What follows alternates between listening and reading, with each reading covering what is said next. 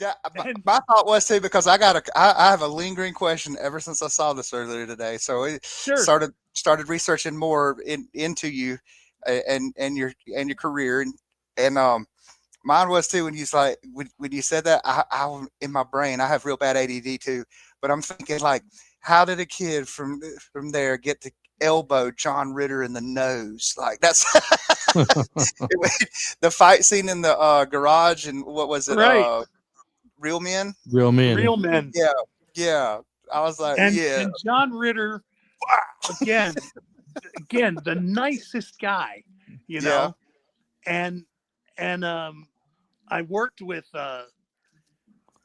um Jim Belushi was in that movie. yeah, Yeah. Okay. yeah. Yep. The Raiders were playing the Chicago Bears at the Coliseum.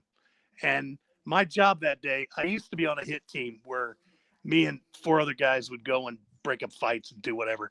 But on that day, I got assigned to um, uh, who was the quarterback? Oh, I don't Quarterback remember. of the Bears.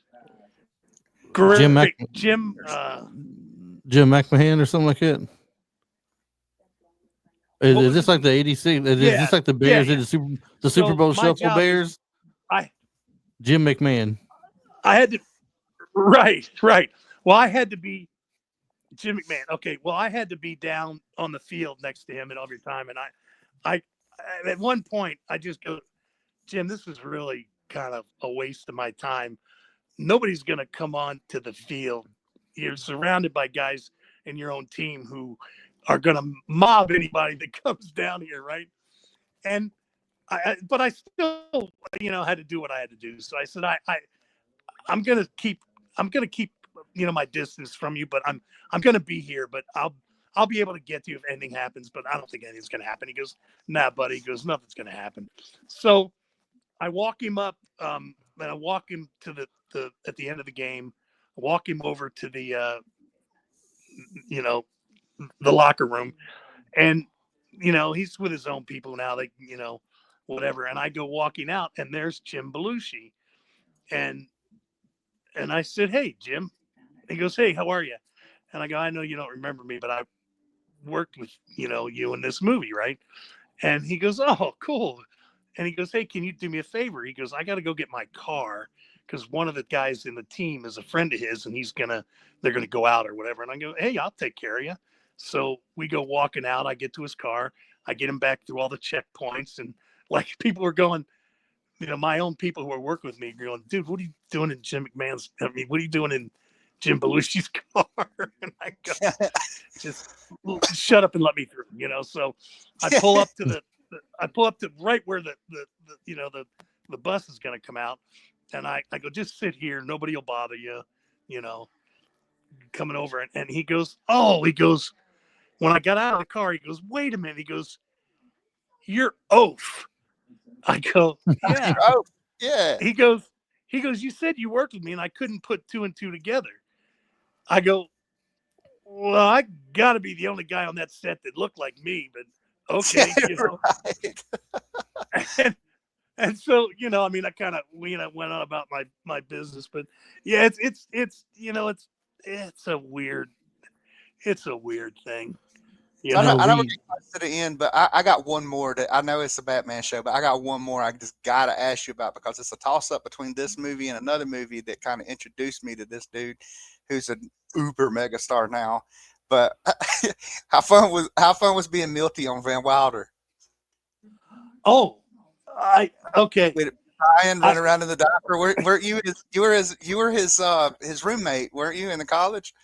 No, I wasn't his roommate, but Oh, okay. I was one of those students, and okay, I got that job because the stunt coordinator, Johnny, anyway, we had worked together, and he needed a fat guy to go off the high dive, right? Okay. And he goes, "Can you swim?" And I go, "Yeah, I'm an expert swimmer." Yeah, And he I goes, swam cold ass water on Batman. "Well," he goes, he goes, "I was wondering, I got this job, can you come work for me?" And I go, "Sure." He didn't tell me what I was doing, and I never saw a script. So he said, "Okay, um, he goes, the first day, he goes, what we're going to do is you're going to be on this high dive and you're going to just jump into the water. And Oh my God. you're wearing a Speedo. And I go, are you sure you want my ass in a Speedo? He goes, yeah. Because on the back of it, we're going to have printed on there, save the swim team. And I was like, okay. So I needed the job, I mean, I got a family to feed. I got 3 kids, and, wife and dogs, and, so he goes, so we get on the set and I'm in my Speedo and he goes, okay, well, we need you to go up to he goes, I'll go up with you. We're going to go to the top, and I'm climbing the stairway to get to the 10-meter platform. Oh yeah, that's 40 feet, Yeah, that's and I'm going slow. I get to the top and I turn around to him and he goes, you okay? I go, yeah, I'm fine. I'm just afraid of heights. He goes, what? I go, yeah, I'm scared of heights. He goes, I guess maybe I should have told you what you're doing. I go, yeah. He goes, because the next thing you ain't gonna like either, right? So I go out there, I get on the edge of I'm looking down, they're shooting, they're setting the camera, blah, blah, blah. And when you're that high up off, you can't see the surface of the water. Well, I found out later that they have this thing they can turn on and it shoots water out so that so divers can see the water so they can set their dive up right. So I'm up there and I'm like going, I'm talking to myself, hey, you got to feed your family, man. That's all this is about. Just conquer the fear. And so they call action, and I didn't go right on action. I was kind of waiting for a second. And then I just went off. Well, I did a flip and I was trying to do a 1.5, but I didn't rotate enough. So I did a flip into a belly flop. Oh God, from 40 feet. From 40 feet. Okay. So now I hit the water and I didn't go that deep because I plastered the water. I didn't go deep down. Anyway, yeah, that's a hard hit. So I come up and I look over and Ryan is standing there and he's in his swim shirt trunks and he's got the life-saving bar. So if anything were going to happen, Ryan was going to come in and get me. I mean, that's the kind of guy he is. He was like, I'll do it, Oh, yeah. So, we do that scene and not even later that day, the next day, I was bruised from my neck to my waist. Oh, that hurt me just hearing it. And it hurt like hell, right? Oh. So the next time they used me was a couple days later or so anyway. And he goes, okay. He goes, listen to what we're doing to you today. I'm going, fuck, okay. Sorry, I didn't mean to cuss. He goes, we're pulling you up on a hoist. You're going to be in a harness and you're going to be talking on this bullhorn and you're going to be going, let Van go. Yeah. Let Van go. And I went, okay. He goes, and then the rope's going to break. He goes, and you're going to drop, 20 feet onto that mat. And I went, sore already too. Oh yeah. And I'm going, oh, okay. I go, you still know I'm still afraid of heights, right? And he just laughs.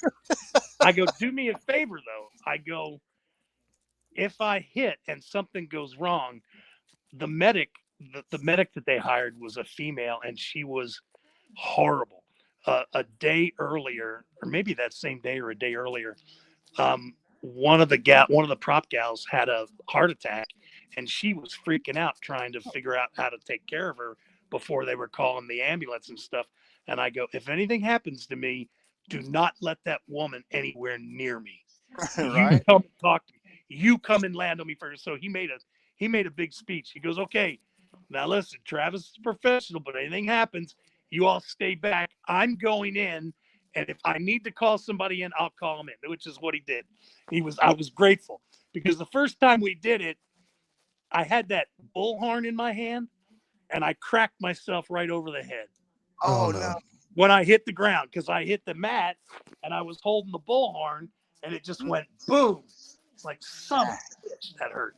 So he goes, "You okay?" I go, "I'm fucking dizzy because, sorry, I'm dizzy because I just hit myself in the That's ground." good. We like it. It's a real reaction, man. Yeah. Right. That's all. And I said, and so he goes, "Okay, well, we got to do it again." I went, "Okay, fine." They fixed the rope, hiked me up there. And luckily, the guy who put me in the harness is a good friend of mine named Kurt, who was a stunt guy who it was his harness anyway. So they get me back up.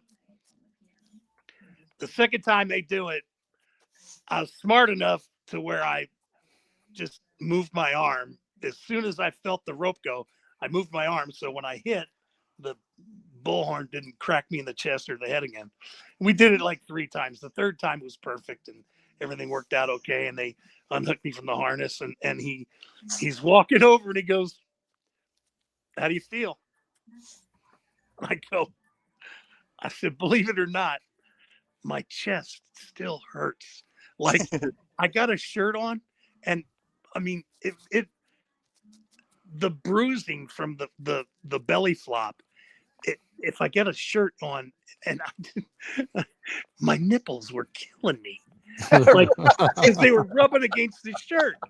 And I said, and every time I hit that freaking mat, it caused the shirt to, and the harness to. Man, I go, so I feel like you're ripping them off. oh God. So I said, Johnny, I love you to pieces. And he's going, "Well, you're going to hate me now because we don't have a whole lot of money on this show." And he like, couldn't adjust me. And I was like, whatever. I mean, I love the guy anyway, but, and even on Roadhouse, not Roadhouse, and even on Batman Returns, they gave me a token for hitting that water. And when I was talking to, the stunt coordinator, I go, "Hey, how much are you giving me for, that little shindig in the cold water?" And he told me, and I was going, "Yeah." I go, "That doesn't seem like a lot of money."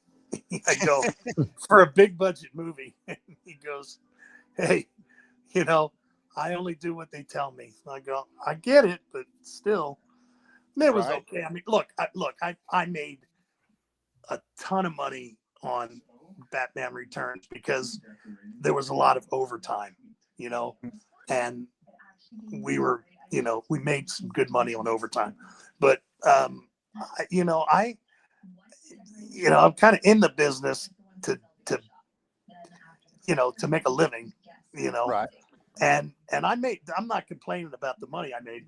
I'm just saying that there's certain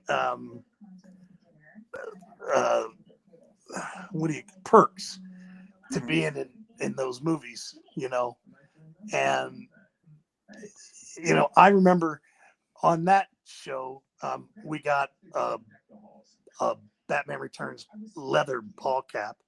We got like a T-shirt, a sweatshirt, and some other cool stuff, which I always liked.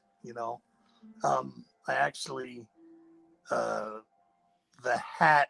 I think my wife wore the hat more than I ever did, and then one of the T-shirts I gave to a friend of mine named Bob Wine, who used to be he worked for the Stones and he was Bruce Springsteen's guy before my buddy Warren was, and he worked all over. And I think I gave that to him, and then my sweatshirt, I think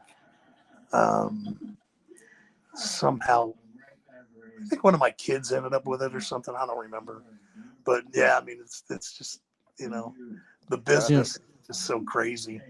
I was just wondering, talking about like the business. I mean, being in movies like this, all the small roles that you've been a part of and everything, and things of that nature. A lot of people look at just actors and actresses in general, and they're like, "Well, these guys got it made for the long haul." Because every time that movie comes on TV or something, or every time somebody buys the DVD or a digital download, these people are getting paid residuals. They're doing great.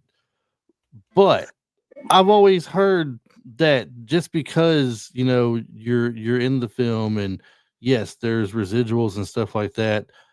Does that apply for everybody that's in the film and everything? Because Sure, sure. But here's the thing, like in Roadhouse, because I was in that so long, I got what they call a full residual.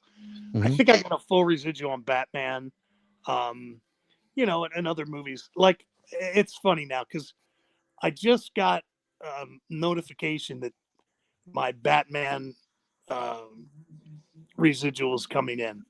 Okay, now I did that in God, what year was that? 90 or 91, wasn't 91 it? or 92? I can't remember. 92, I think. I can't remember exactly the year. 92. Okay. Or you would have So done it if it came out in 92. I guess you would have been. It would have been 91 when you were working on it. yeah, no, it didn't come out till after that. But I mean, I think But Oh, you're it's right. It anyway. is not. So, Batman Returns came out in 92. You're correct. yeah. Yeah. okay. So I just got notice from the guild that I have a residual coming from that. Now, the first residual I got was like a lot of money. Like a lot of money.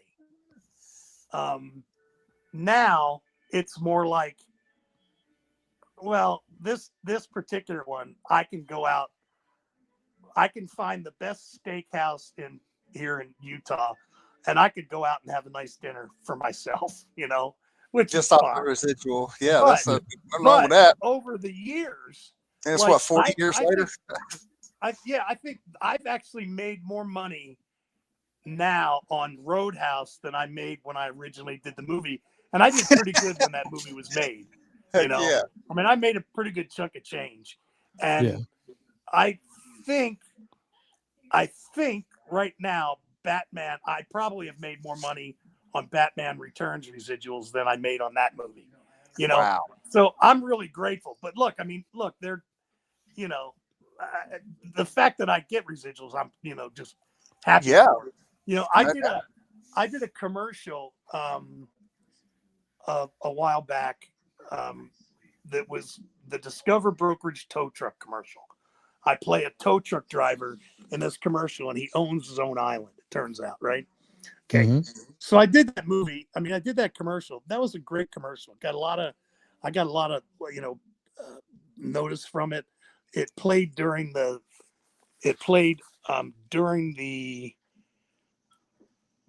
the World Series, and it played during the Super Bowl. So a lot of people saw that. I got a Yeah. friend of mine who told me, he said, Travis, he goes, you know, um, when you did that commercial, he goes, and it was playing during the Super Bowl. He goes, he's in New York, and he goes, I was in New York in a bar. He goes, watching the game. He goes, and then when the game had, hang on, I'm trying to fix my phone. I know it's gonna screw you up a minute, but No, anyway, you're okay. he said I'm trying to hang on. He says I'm trying to take care of, he goes, I'm watching the Super Bowl at this bar. He goes, and the game just ends. And it's right before they come back and do the ceremony. He goes, and your commercial comes on. He goes, and the whole bar got quiet.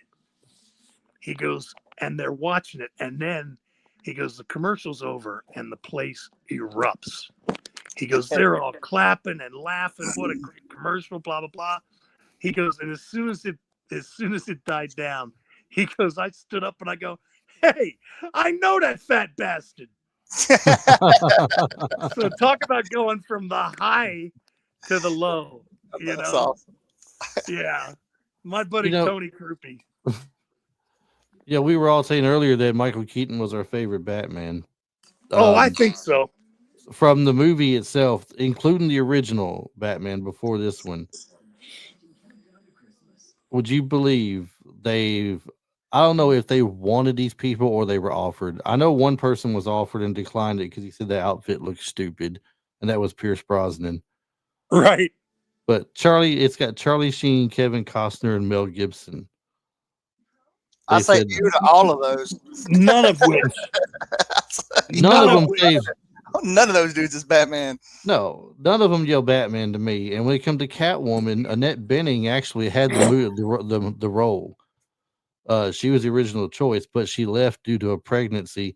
And it was funny how it worked out because Michelle Pfeiffer loved the Batman comic and everything. She said the whole Batman and Catwoman and all that whole thing around it. And she was heartbroken she wasn't going to get a chance to audition, I guess, for Catwoman.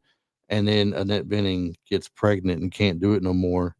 Wow. And so I guess they jumped all over her at that point. Was I don't know if she contacted somebody or what, but got the role to play. And other than her, Madonna, Demi Moore, and Nicole Kidman, who later went on to Batman Forever, um, right, also had interest in that role. But right, I've always found it interesting and funny. I do this every time when we talk a movie. I always want to know who was up for the roles before, or who right. turned it down, or who lost out. Because I'm wondering, I always wonder, could they have pulled that role off like the other person? And I'm looking at the Batman, and none of those guys, even Pierce Brosnan, none of them say Batman to me at all. No, not See, at all. and I thought Pierce Brosnan was a great 007. I Yes. really did. I liked him as 007. It wasn't my favorite, obviously, because Sean Connery is. But I mean, I thought he did a really good job. But I don't think Mel Gibson could have pulled it off. And I love Mel. I think he's a great actor, and I've seen him do some crazy, some stuff that I absolutely love. But I didn't, Oh, I'm in um, 100% agreement with that. I don't see Mel Gibson as Batman. I can't The, see the, it. no, the thing I no, don't I see is can't. Bruce Wayne. I don't see Bruce Wayne in any of them. I mean, Batman's got the cowl on and the suit. That's one thing. Yeah. You may not even notice, but they don't say Bruce Wayne at all. No, no. Well, that's like some and you can torch me at the stake if you want to, but one of my least favorite Batmans come from one of the best Batman trilogies, the Christopher Nolan trilogy with Christian Bale. I can't Yeah, stand Christian Bale as Batman. I don't like anything about Christian Bale as Batman. well, But and those are some of the best like those Batman movies are phenomenal. yeah, Yeah. and he, that whole whispering, growling kind of thing. I'm going, I Yeah, get I it, was into it. but I just, yeah, I'll take George he. Clooney over him. Oh, Oh, you're reaching now. You're reaching. yeah, Hey, I you know pretty what much, Robert Pattinson has done with the kind of that gritty offshoot thing they did with Robert Pattinson and Zoe uh, Kravitz, where it spawned the Penguin series, which Colin Farrell's one of my favorite actors anyway. So him as Penguin was like, what is this? And the series is phenomenal. But I really thought Robert Pattinson really killed that violent. You know what I mean? Like he yeah, I just haven't he seen got that. into it. You know what? The truth, I haven't either. I hate to say Impressed with this. I hate to say this because I'm an actor, and I used to be an actor, and I love. I used to love going to the movies. it. I Right. because I don't drive anymore, um, and I quit driving a number of years ago because my eyesight got real bad, and I Mhm. didn't want to hurt anybody, so I just didn't renew my driver's license and quit driving.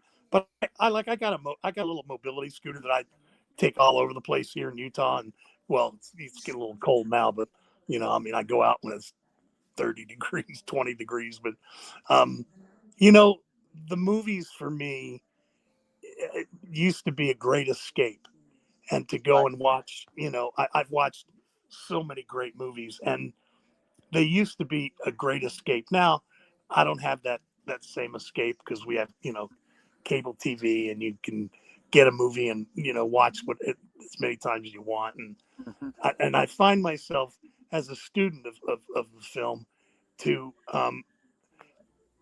I really like that I can watch it on my own TV and stuff, but there's nothing like going to a movie at the movie theater, and like Batman Returns, the sound of the bat. I still remember the sound of the Batmobile firing up to this day, and what was that, 30 some odd Oh, years ago? yeah. Yeah. Yeah, it's been a good And I while. still remember that, and I remember that that Like you said, that wonderful. moment where you said, this is the magic right here. Yeah, Yeah. exactly. You don't.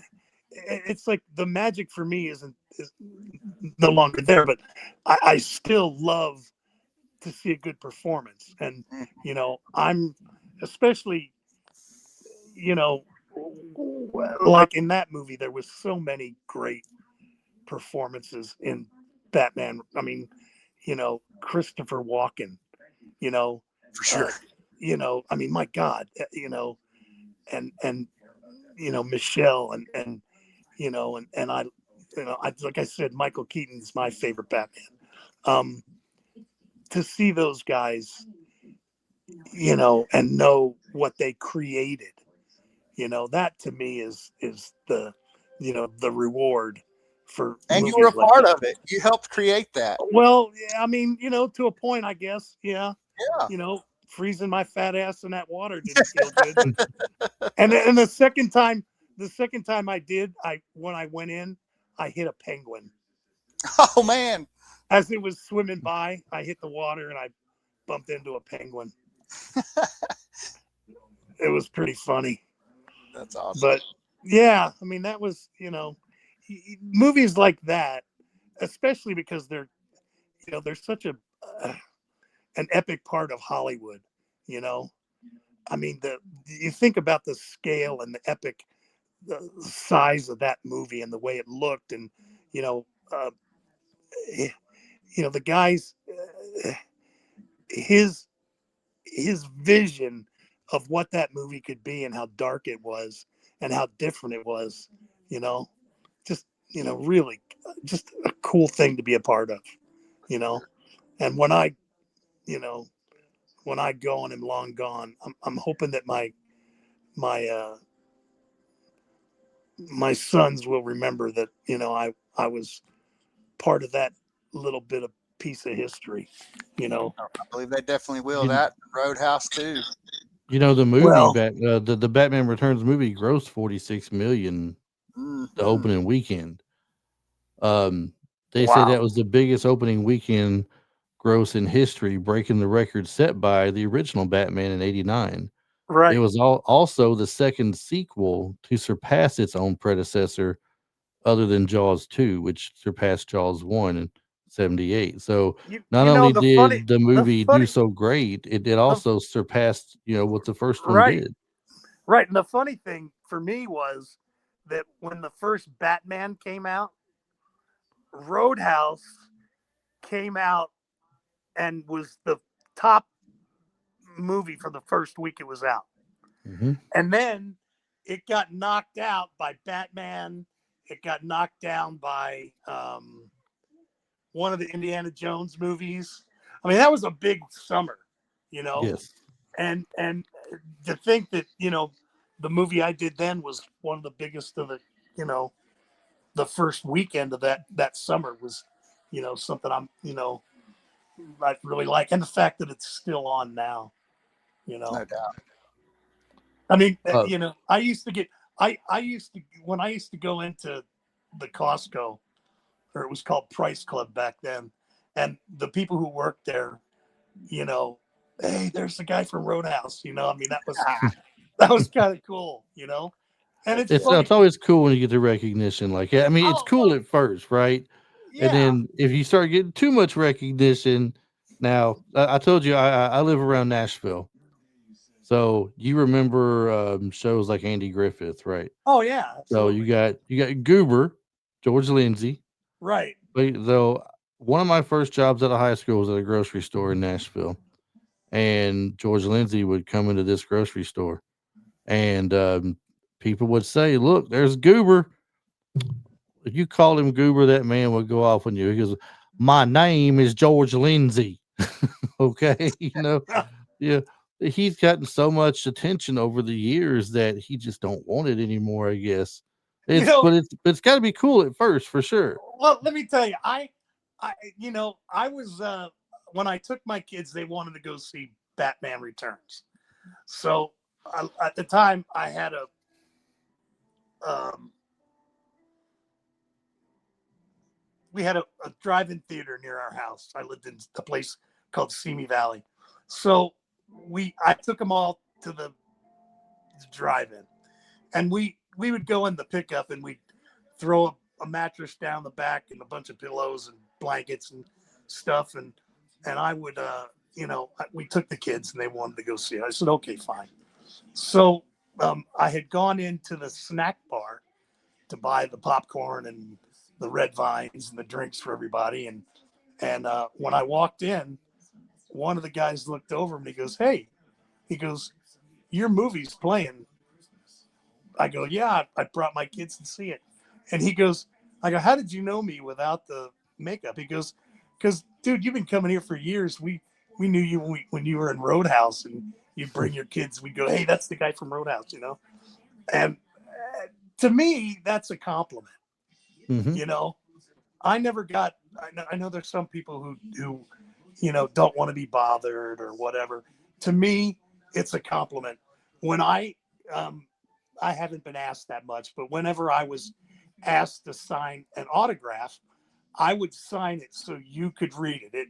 Travis, Mckenna, you could read every letter, because I learned that from Gordie Howe, the hockey player, because anytime anybody would ask him for a autograph, he would write Gordie or Gordon Howe, and you could read every letter. He said, because, hey, if somebody was going to ask me for an autograph, I wanted them to be able to read it.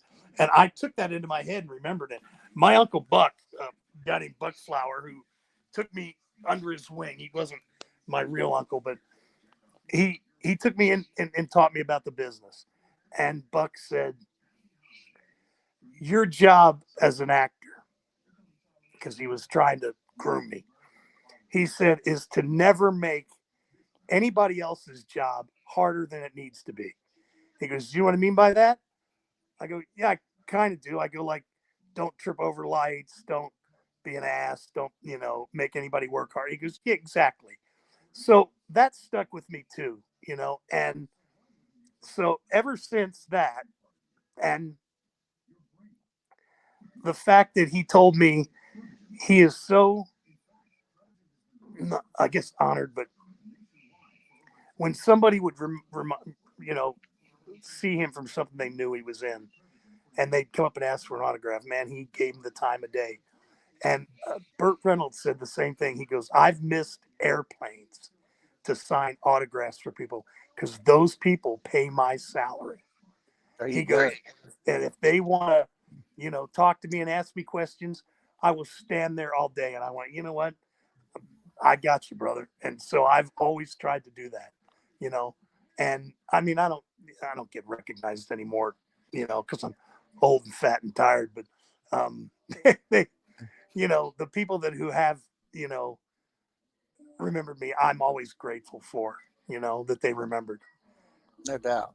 Yeah. The one thing Travis and I talk about a lot is doing this podcast. It's been really cool for us to be able to meet people like you and everything, and talk with you guys about the movies you've been in, and just everyday life too, about stuff as well. Right. And I've been going to a lot of Comic Cons the last few years. I started this about 3 years ago, I guess, and I've met some of the really nicest people. When you go to the tables and talk with them, they're more than happy to talk with you a few minutes, and you get your autograph and your picture made with them and all that good stuff. But you get a little small conversation in between there too, and a lot of people are pretty cool. I've only went to one table, and I didn't even stop because either he was having a really bad day or he just didn't want to be there. But that was the man that played $6 Million Man, Lee Majors. I couldn't think of his name. Yeah, I couldn't think of his name for a second. It just looked like he did not want to be there. He didn't do selfies. He wouldn't let you take a selfie according to the thing on his table. Wow. Did an autograph sign, but no picture taken. And he just looked disgruntled, like he just didn't want to be there for that day. So I didn't bother. I didn't go over his table or anything. One of the coolest celebrities that I've met that I think in those kinds of situations have been Sylvester McCoy. Sylvester McCoy was so awesome. He played Radagast in Lord of the Rings. He was one of the doctors on Doctor Who. Thank you. And done a ton. He's got a huge library, but I was freaking out because he was I'm a huge Lord of the Rings fan, so I'm freaking out, and I have my son with me. We were at a con, a local con here in South Carolina, and you give him, I think he was $20 for a picture, and he'd do the and that. So if you upgraded to the picture or whatever, you got an autograph. It might have been $30. I don't remember, but this man came out from around behind his table. He took 3 or 4 pictures. I've got an autographed photo of him dressed up as Radagast. He spoke to us. He was comical with it. He had fun. He like put his arm around me, and then my son was over there, and he was probably like 7 years old. So Sylvester reached over there and like grabbed him with his hook on his cane and made a funny picture. He spent maybe 15 minutes just hanging out and talking with us, and it was just, I thought that was so cool of him, because everybody else is like signing an autograph. They might say thank you and answer a question, but this man actually like took time to talk with us. It was really, really cool, and went further than other people where they were doing like, okay, hand me your phone, there's your picture. They might snap 1 or 2, but he's like doing poses and stuff. It was so cool. My friend, I have a friend he's like a part professional wrestler, but he's also written a couple of books.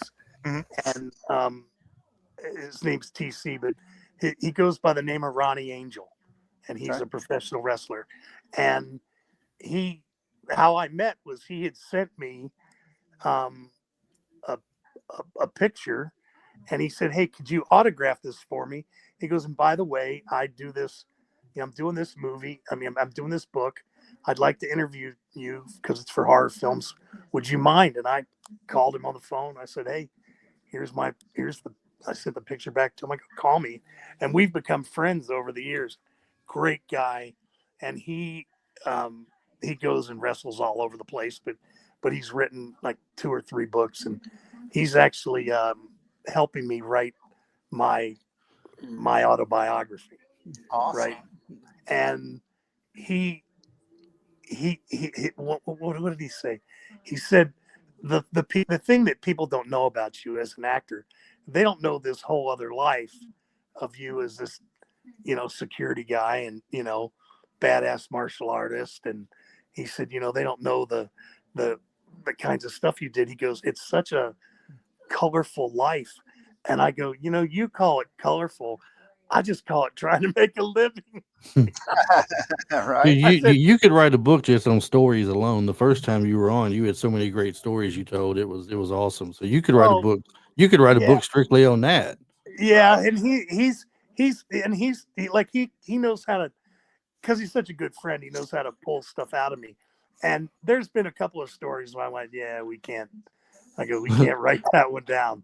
He goes, dude, that is such a great story. I go, yeah, but I don't want to get anybody in trouble, and I don't want to. I go, save that for when you're doing the book tour, and they're, because I don't think I'll. Truthfully, I don't know. I mean, I just don't know how much longer I'm going to be around, but I've kind of been through the ringer, and he says sometimes he goes, I listen to you tell the story. He goes, and I know I'm supposed to be writing it down. He goes, but I'm just listening. Yeah. He goes, it's funny because you gotta, he goes, you gotta twist his sense of humor, brother. But yeah, I get it. You tell him that's why you could have the voice recorder going while you're writing. That way, if you miss something, he can reflect back on the voice recorder. Right. Well, we've been doing that, and I've been recording from my end, and then I'm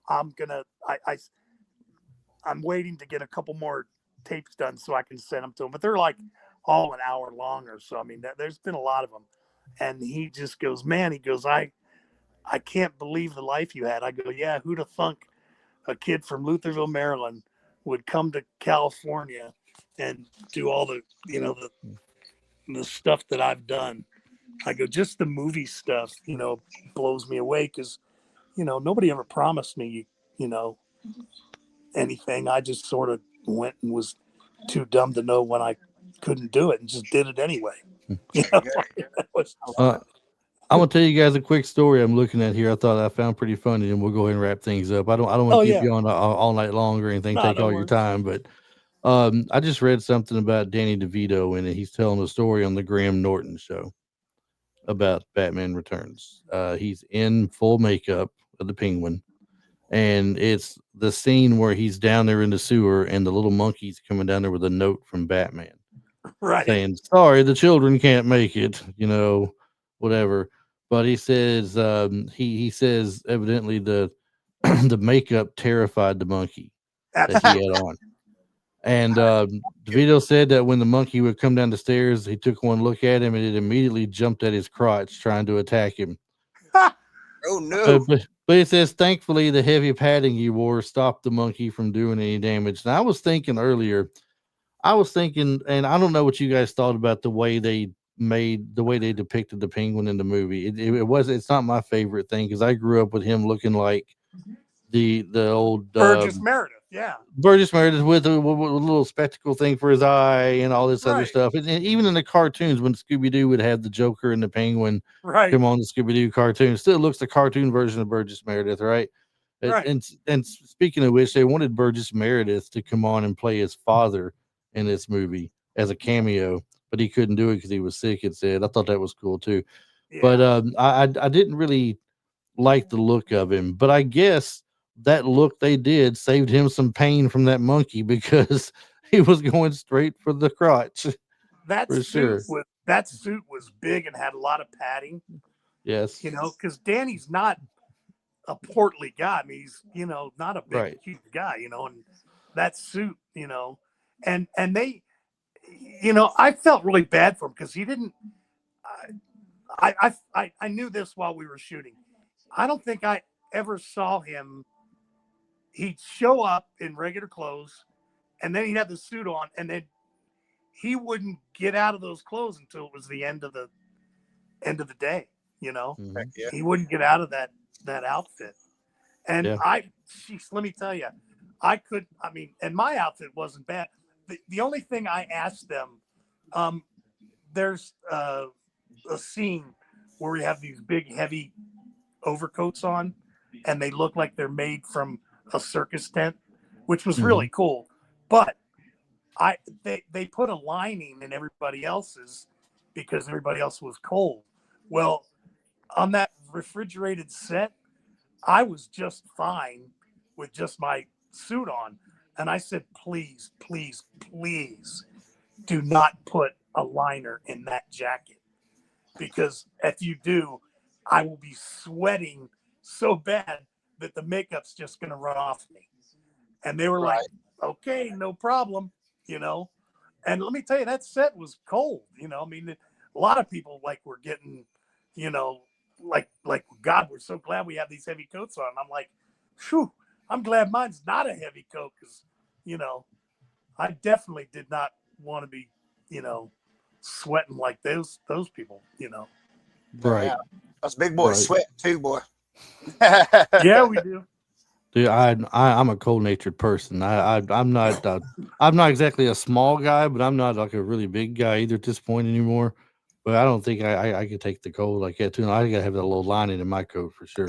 I mean, boy, I'm 5'10" and 220, and I'm walking outside with sweat shorts and no shirt on to smoke a cigarette right Dude, now. I've got live a in good I live in Utah, okay, and I wear shorts and I wore shorts and t-shirt. The heaviest thing I ever wore was a sweatshirt up until this year, and I'm just looking for something heavier to wear because when I'm on the scooter and it's cold out, it takes me a while to to get places, and I need a heavier coat or something just to Yup. keep me protect me because you're only going 10 or 12 miles an hour on the scooter, but it's still the wind's blowing. Like yesterday, I was 2 days ago I was in the snow, and it was snowing as I was going to dialysis and coming back, and I was getting soaked. And then of course Ooh.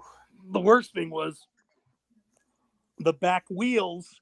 You're riding through all that muck and water, and it was kicking up on my back and my ass and my thighs Yeah. because it was kicking up on the seat. I'm going, Like the hell is like a this? This is like bicycle. really bad engineering, Yeah. Get a fender So on this.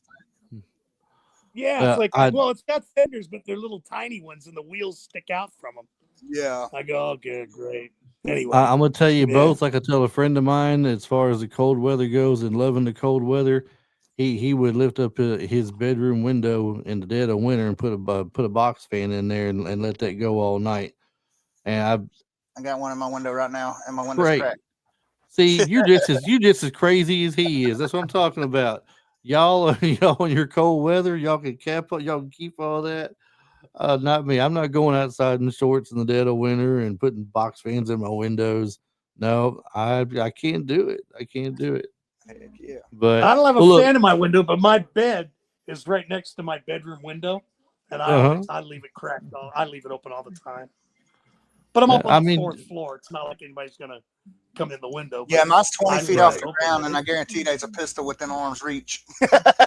Yeah, if they do make it up that 20 foot to the window, they're gonna go down pretty fast. They're gonna go back Be down like, faster than they came up. be like Major Payne. If he in yeah. there, he ain't happy. Yeah, he ain't happy. Uh, all right, well, hey, Travis, I man, threw a guy out a window once at we were out at UCLA doing a frat party there, and I got jumped by a couple guys, and the first guy that came at me, I kind of threw him behind me, and I heard something crash, but I wasn't sure. He actually went out the window, and darn. he rolled down a hill, and he rolled into the street, and my buddy Mike Priester was the security supervisor outside, and he was walking. He said he looked up, saw me at the window. He goes, he just stepped over the guy and kept going. He goes, dude, he goes, why'd you throw that guy out the window? I go, I didn't realize I was doing it. I was just trying to, because 2 other guys coming at me. I just was throwing him behind me to get rid of him.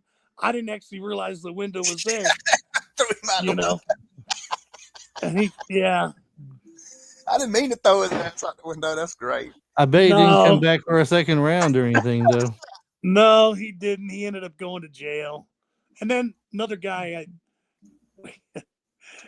I got in so much trouble for this.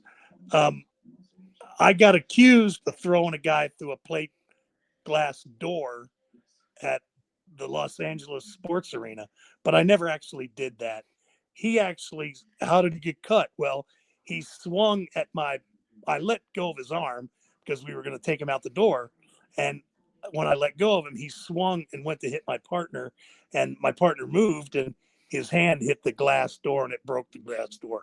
Well, then we got through the door, and I threw him away from the door so he wouldn't come back at me, and he, cut his hand. He was bleeding, and he sued me for like $1.5 million or something. And I go, how do you figure that? He's got a cut on his hand. He got like 4 stitches. He's got a cut on his hand. If I'd have thrown through a plate glass window, don't you think he'd be more cut up than that? I'm just asking, I, And Right. I think his head be cut open a little bit. Well, All you right. think? Yeah, that's what I thought. And they go, look, it's a nuisance lawsuit, and nowadays, I'm so glad I'm not a bouncer now because, I come back from I come from the day where, you mouthed off, you got your ass kicked, and then you learned your lesson, and then it was okay. But now you even look at somebody crosswords and they're calling the police. Right. I'm like, I go, yeah, that makes me crazy. So I'm kind of glad I'm out of the business. I quit. My last security gig was like 2018, 2019, and I haven't done really anything since. I've set up a couple of people. I've had people call me and I go, yeah, here, let me give you the number of this guy. Call him. He'll take care of you. And they do. And then they always call me and go, that guy was great. Thanks. I go, no worries. It is the day and age of suing people. That's what it is. God. Right. So you want to hurt them, you go for the pocket. That's right. That takes care of Evidently. all that. So, all right, well, guys, I'm gonna go ahead and wrap things up. Travis, man, I really appreciate you coming on with us again, man. It's been a blast. No worries. It was like a I said, pleasure talking with you tell some great stories. It's always fun talking with you. Heck yeah. Y'all take care now. Thank And you. have a Trevor. Merry Pleasure. Christmas. Yes, sir. Yes, sir. You as well. Thanks a lot. All right, buddy. I'll let you know when we put this out. Okie doke. All right, Y'all man. take care. All Thank right, have you. a good one. Bye. Bye bye.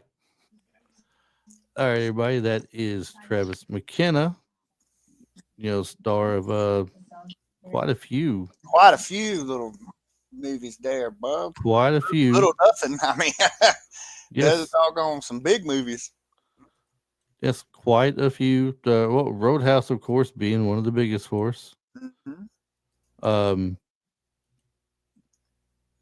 Batman Returns. He mentioned quite a few of them himself already for us. I really have to go down the whole list and tell you all of them again. He's a lot of great stories. If you want to go back and listen to the original that he was in with us, go back and listen to that one as well. It was just me and him at the time, but he's got a lot of great stories talking about when he was bodyguard for people, his time in the NFL doing security, walking wrestlers to the ring and everything, and things of that nature. A lot of fun stuff to listen And he's to, been in and so much stuff too. He's been on television as well. So that's one of the things we didn't get to ask him is, the differences between TVs and movies and stuff. I know, but He did I quite a few didn't. episodes of Coach. Like he The did a lot. conversation was going so well, I didn't even realize how long we've been recording. And for Yeah, those we almost who went are 2 hours. listening and watching, we're on the hour and 40-minute mark Yeah, right now. that's how, you know how Joe Rogan gets a 3 or 4 hour podcast when you sit, and that's what he's known for, sitting back and letting the guests talk, listening, and man, when you let them, and when we're able to get someone like Travis on here who isn't waiting for the cue to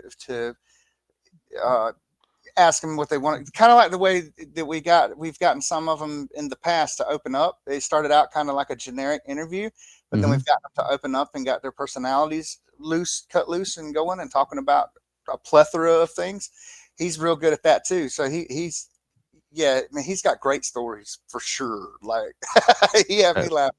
I'm like, no, stop. He's got Yeah, some no, good. absolutely, absolutely. We may split this in two parts. I don't know. We may keep it as one whole show. Do I'm not part sure one, yet what I want to do part yet. But we got plenty to split in two shows if we need to, and that's good. So we'll go ahead and wrap this up. Thanks everybody for listening to this and watching on YouTube. If you're watching on YouTube with us, we really appreciate it. If you like it, make sure you share with friends and family. Subscribe to us, and if you have any questions, comments, remarks, suggestions, anything, you can reach us at our Gmail at retrolifeforyou@gmail.com. And of course, we got all the usual. We're on Facebook. We're on Instagram, YouTube for the videos. You can go to youtube.com/ at I do retrolife for listen to you. us on Spotify when I re-listen or I miss a show that I don't get to go on. Right. Spotify, iTunes. The entire library is up to go listen to the old episodes. A lot of great stuff out there. Except one of the first 4 and 5. It wasn't exactly the best sound we had going on for sure. We were experimenting at the time. We were newbies to the whole thing and trying to find the best way we could record because we're in 2 different states. So Yeah. until we finally found a good hookup that made things better, it was a little rough go at first, but Shout out to StreamYard. you'll still love our great personalities. I mean, Absolutely. we're Absolutely. such awesome people. Absolutely. We're some of the most craziest guys in the game. Uh, and I know it's been a couple of weeks, and I'm almost afraid to ask, but do you want to leave us with something, or should I go ahead and put it out there myself this week? Oh, I got a question. I got trivia for you this Oh, week. trivia this week. Okay. I got trivia this week. Am I going to regret it though? No. This one's good. This one's good. Okay. All right. You know why Batman only wears dark colors? Why? Well, that's easy because he don't want to get shot. He blends in. You know why Robin only wears bright colors? Well, that's Why? easy because Batman don't want to get shot.